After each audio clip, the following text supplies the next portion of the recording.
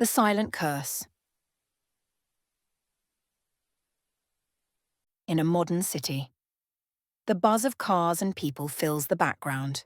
In a modest apartment where An Su, a woman in her early 30s, sits at the kitchen table. Her face is tired with dark circles under her eyes.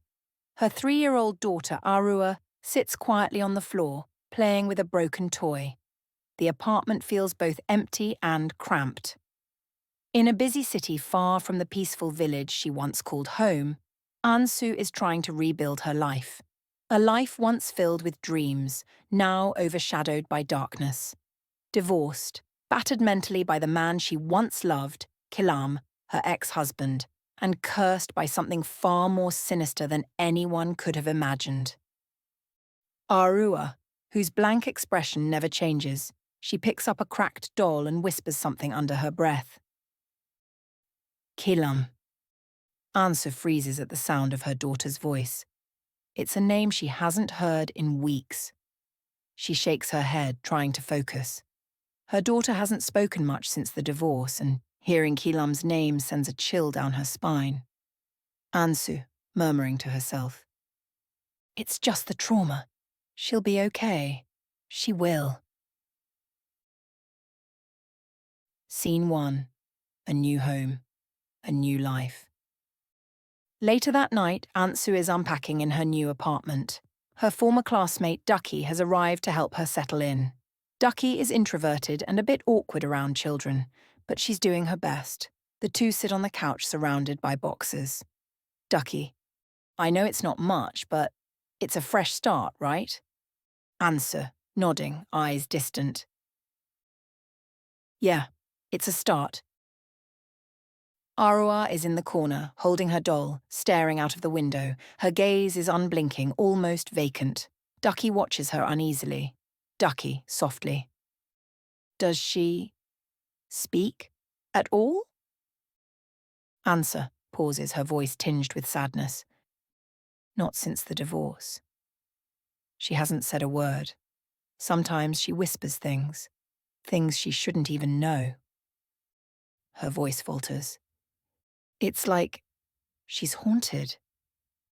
Ducky, uncomfortably shifting in her seat. It'll pass. Kids are resilient. Maybe she's just adjusting. Ansu, sighing. I hope so. But I think it's more than that. I think something followed us here.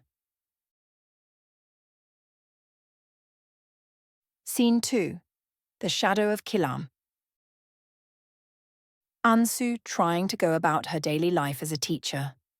In the classroom, her mind is elsewhere, distracted by thoughts of her ex-husband, Kilam. Her thoughts are interrupted by the ringing of her phone. It's a message from an unknown number. She opens the message and a chill creeps over her as she reads the words.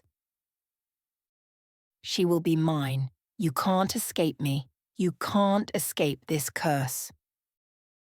The message is signed with an unfamiliar symbol. Ansu's hands tremble as she places the phone down. She doesn't understand. Kilam is gone, but his presence seems to linger, just out of reach. Scene 3. The visit from Mina. Later that evening, Ansuk receives a call from her former mother-in-law, Mina. The call is short but unsettling. Mina, on the phone, cold and distant. You think you've escaped, don't you? Answer, quietly confused. What do you mean? Mina laughs softly, her voice dripping with malice. You've taken my bloodline with you. Arua, she belongs to the spirits now. You can't keep her away from me forever. Ansur's heart sinks. Mina was never just a regular woman. She's always had strange knowledge, a disturbing calm in the face of the impossible. Ansur, shakily. She's my daughter, Mina. You can't do this to her. Mina, snarling. You've already lost her, Ansur. It was never meant to be. The call ends with a sharp click. Scene 4. The Unseen Forces. That night, Ansu is awake in bed. The room is still and silent. Suddenly she hears faint whispers. She turns but sees nothing. Then the sound grows louder, as if it's coming from the walls themselves. Arua stands in the doorway staring blankly into the darkness, her eyes wide open. Arua, whispering. Kilam, come, home. Ansu jolts out of bed, rushing to her daughter, her heart pounding. Arua stares at her, unblinking, unfeeling, Ansu gripping her daughter's shoulders.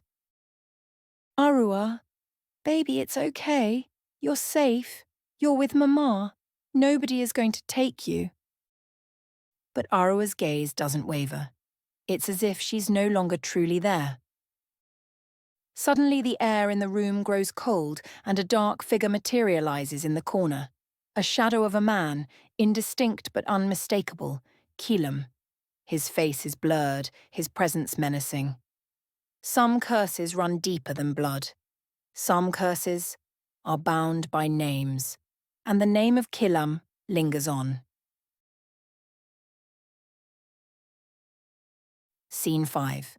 Ducky's concern. The next morning, Ducky is in the kitchen making coffee. She seems more relaxed, but something still feels wrong. Arua comes into the kitchen staring at Ducky without a word. The little girl seems different. Ducky tries to smile, but it doesn't reach her eyes. Ducky, awkwardly. Hey, Arua, how about some breakfast? But Arua doesn't respond. She just stares, her gaze unnerving. Ducky, hesitant, trying again. Hey, you're okay, right? You're not scared of me, are you? Arua's eyes flicker to Ducky's hands. Arua, in a whisper. You'll leave. Ducky shudders, unsure of what she means. Arua's gaze suddenly shifts to the doorway. Ducky turns, following her gaze, but sees nothing. Ducky, confused. What's wrong with her? I thought she was just adjusting. Is this normal? Ansu, quietly entering the room. It's not. She pauses, watching her daughter, the weight of the past heavy on her shoulders. It's Mina and Kilam. They're not just gone, they're still here. Suddenly, a loud knock on the door interrupts the moment. Ansu's heart skips a beat. Who could it be?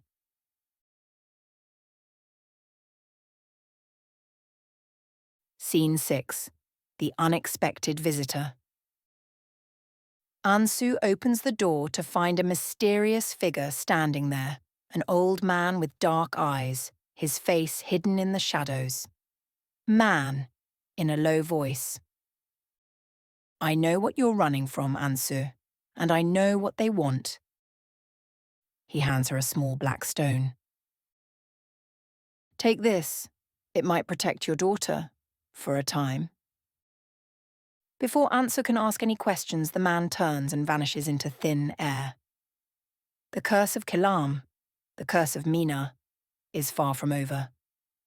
Some stories don't end when you think they do. The darkness follows, creeping into the corners of your mind, your home, your life, and sometimes the only way to escape is to confront the spirits that haunt you. Ansu, standing at the door, looking at the black stone in her hand. The room behind her feels colder, the shadows deeper, but the question remains. Is it too late? To be continued.